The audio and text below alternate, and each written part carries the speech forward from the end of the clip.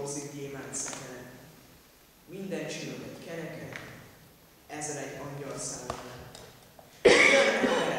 Jön emberek, jön az égből Isten szekerén a mese. Karácsony készül emberek. Szépek és tiszták legyetek.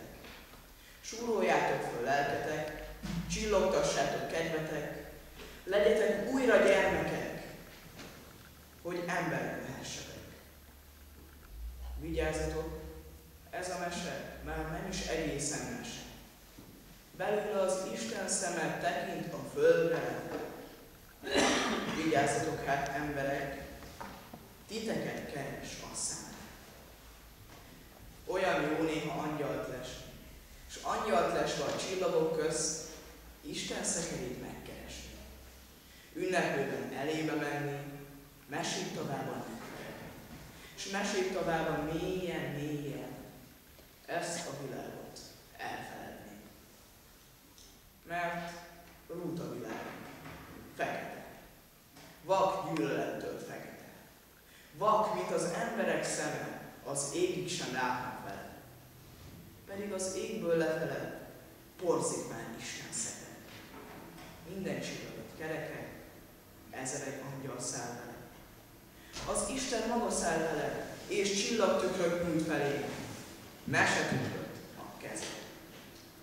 Szent tükrébe végre egyszer pillantsatok tiszta szemmel. Tiszta szemmel, Isten szemmel, milyen szép is minden ember.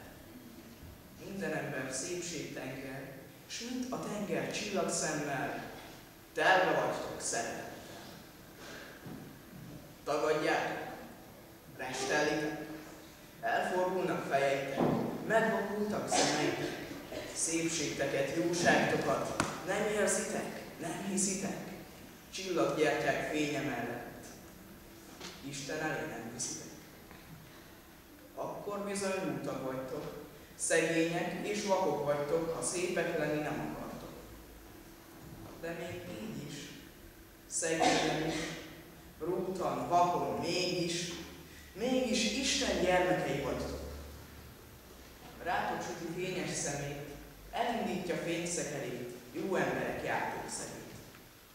Milyen kár, hogy álló kezét nem érzitek, nem nézitek, és nem hiszitek már a mesét.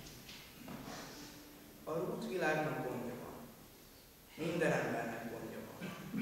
A sok angyalnak mind gondja van, és az Istennek is gondja van, mert mindenekre gondja van.